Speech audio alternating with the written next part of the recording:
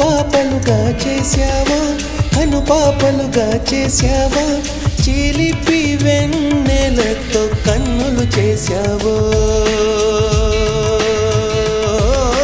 మెరిసే చుక్కల్ని తెచ్చి వేలి గోళ్ళుగా మలిచి, మెరుపులు తీగని తెచ్చి పాపిటగా మలిచావో.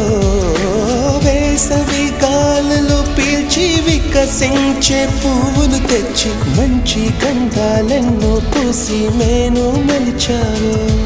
అయినా మగువా మనసుని శిలగా చేసినావే, వలచే మగువా మనసుని శిలగా చేసిన